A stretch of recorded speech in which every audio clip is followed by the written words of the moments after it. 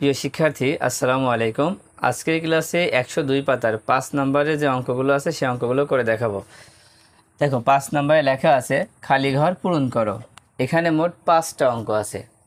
তো 1 নম্বর অঙ্কটিতে আছে খালি ঘর বাই 3 যোগ 1 বাই 5 সমান 13 বাই 15। এখন এই খালি ঘরের অঙ্ক আমরা কিভাবে করব? দেখো, এই অঙ্কের মধ্যে একটা সমান চিহ্ন আছে, আর যদি সমান চিহ্ন থাকে তাহলে প্রথমে আমরা বা ব্যবহার করব, মানে বা লিখব। লেখার পরে এবার যে খালি ঘরটা আছে, খালি ঘরটা আমরা এই পাশে রেখে দেব। আর 1/5 যে ভগ্নাংশটা, এই ভগ্নাংশটা আমরা সমান চিহ্নের এই পাশে নিয়ে যাব, মানে পক্ষান্তর করব। তাহলে প্রথমে এই খালি ঘরটা লিখে দেব, খালি ঘর বাই 3 সমান, প্রথমে এই পাশেটা লিখে নিতে হবে 13/15। এখন দেখো 1/5-এর আগে কি চিহ্ন আছে? যোগ চিহ্ন আছে। যখনই সমান চিহ্নের ওই পাশে নিয়ে যাব তখন বিয়োগ হয়ে যাবে 1/5। এবার খেয়াল করো, প্রথমে বা দিয়ে আমরা খালি ঘর বাই 3 লিখে নিলাম, এবার সমান। এখন এই পাশে আমাদের কেমন হয়েছে দেখো, 13/15 বিয়োগ 1/5। এখন ভগ্নাংশের যোগ বিয়োগ তো আমরা পারি, এটা কি বিয়োগ করতে হবে ভগ্নাংশের। আর এই ক্ষেত্রে কি করতে হবে, প্রথমে এই হরগুলো লসাগু করতে হবে। দেখো, হর 15 আর 5 আছে, তাহলে 15 আর 5-এর লসাগু কত হয়? খেয়াল করো, 15 আর 5 লসাগু করলে দেখো 15 5-কে 5 দিয়ে ভাগ করা যায়। 5 দিয়ে 15-কে ভাগ করো, 3 5-এ 15, 5 দিয়ে 5-কে ভাগ করো, 5 অক্ষে 5। আর কিন্তু হচ্ছে না। এখন এই 5 আর এই 3 গুণ করো, তাহলে 5 গুণ 3 কত হয়? 3 5-এ 15।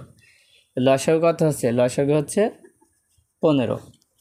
এবার এই 15 দিয়ে এই 15-কে ভাগ করলে কত আসছে? 1 আসছে। সেই 1 এই 13-র সাথে গুণ করলে 13 অক্ষে 13। এবার বিয়োগ।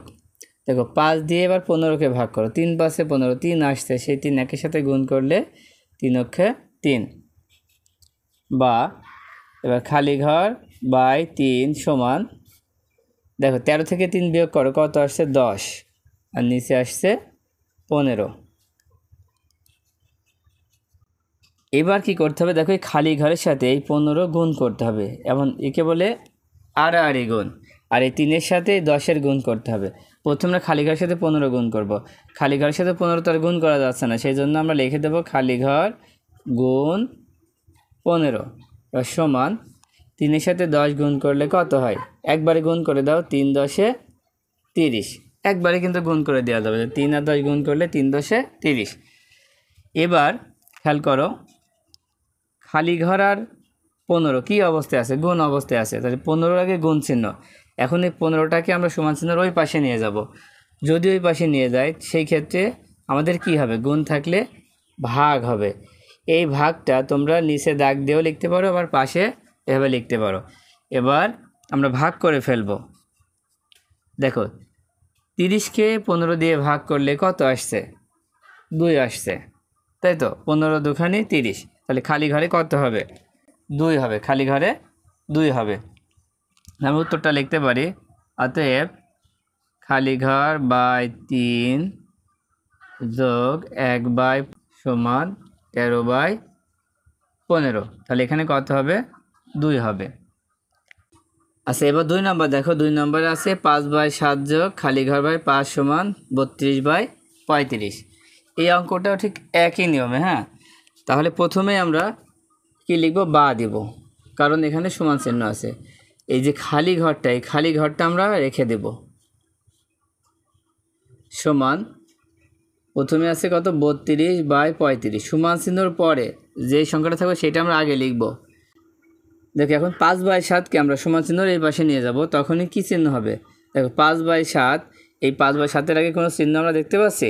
এই চিহ্নটা কি আছে? যোগ আছে। এখন এই পাশে আসলে বিয়োগ হবে। বিয়োগ দিয়ে আমরা লিখব 5/7। ঠিক আগের মতো লসাগু করব।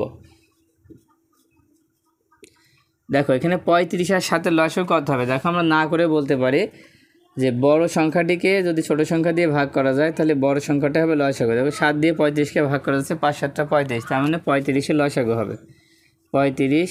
এবার 35 দিয়ে 35-কে ভাগ করো, কত হয়? 1 হয়। সেই 1 32-এর সাথে গুণ করলে 32-ই হয়। এবার বিয়োগ, 7 দিয়ে 35-কে ভাগ করো, 5 7 35, 5 আসছে। সেই 5 5-এর সাথে গুণ করো, 5 5-এ কত হবে? 25। বা এবার খালি ঘর আর 5 রেখে দিলাম, সমান এবার 32 থেকে 25 বিয়োগ করো, কত হয়? 32 থেকে 25 বিয়োগ করলে 7 হয়, আর নিচে হচ্ছে 35। ঠিক আগের মতো আমরা খালি ঘরের সাথে 35 গুণ করব, যে খালি ঘর গুণ 35। এইভাবে গুণ করলে আমাদের মাঝখানে গুণ চিহ্ন দিতে হবে, যেহেতু খালি ঘর আর 35 তো গুণ করা যাচ্ছে না। এবার সমান এখানে আমরা 5 আর 7 গুণ করব, 5 আর 7 গুণ করলে 5 7টা 35। এবার দেখো খালি ঘরের সাথে 35 কী অবস্থায় আছে? গুণ অবস্থায়। গুণ থাকলে কি হবে? ভাগ হবে। তার মানে 35 ভাগ 35। 35কে 35 দিয়ে ভাগ করলে কত হয়? 1 হয়। তাহলে খালি ঘরে কত হবে? 1 হবে। তাহলে উত্তরটা আমরা লিখব যে 5/7 যোগ খালি ঘর বাই 5 সমান 32/35। অ্যান্ড খালি ঘরে কত হবে? 1 হবে। আচ্ছা, এবার 3 নম্বর অঙ্কটা খেয়াল করো। 3 নম্বরে আছে 5/6 বিয়োগ খালি ঘর বাই 7 সমান 23/42। তো এই অঙ্কটার ক্ষেত্রে আমাদের একটু সমস্যা হতে পারে। কেমন? দেখো, যখনই খালি ঘর পরে থাকবে, খালি ঘর যদি পরে থাকে আর তার সামনে যদি বিয়োগ চিহ্ন থাকে, তাহলে সেই ক্ষেত্রে আমরা একটু সাবধানের সাথে অঙ্কটা করতে হবে। তো এই ক্ষেত্রে আমরা কি কাজ করব? দেখো, যখনই বিয়োগের পরে খালি ঘর থাকবে তখন এই খালি ঘরটাকে আমরা এই পাশে নিয়ে যাব, আর এই পাশের সংখ্যাটাকে এই পাশে নিয়ে আসবো। তাহলে খেয়াল করো, 5/6, যেহেতু আমরা খালি ঘরটাকে সমান চিহ্ন ওই পাশে নিয়ে যাব, তখন এইটা আমরা এই পাশে নিয়ে আসবো, বিয়োগ 23/42। এখানে খালি ঘর বাই 7। দেখো, আমরা এই খালি ঘর বাই 7টাকে সমান চিহ্ন এই পাশে নিয়ে গিয়েছি, আর 23/42কে আমরা এই পাশে নিয়ে এসেছি, আর কোনো পরিবর্তন করি নাই। এবার এই পাশটা আমরা আগের মতো লসাগু করি।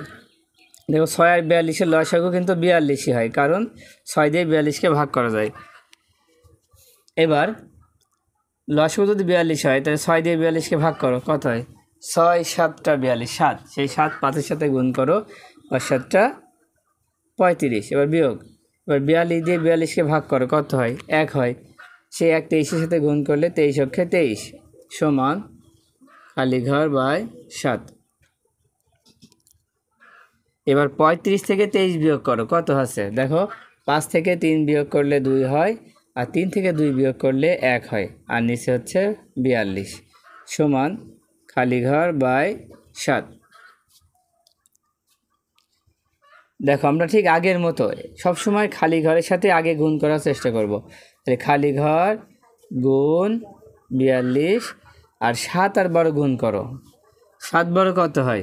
দেখো, 7 2 14, 4 হাতে 1, আর 7 অক্ষে 7 আর 1 8। তার মানে কি 7 12 কত হচ্ছে? 84 হচ্ছে। ঠিক আগের মতো আমরা এই 42কে ওই পাশে নিয়ে যাব, নিয়ে কি করব? ভাগ করে দেব। তাহলে ভাগ করে দাও।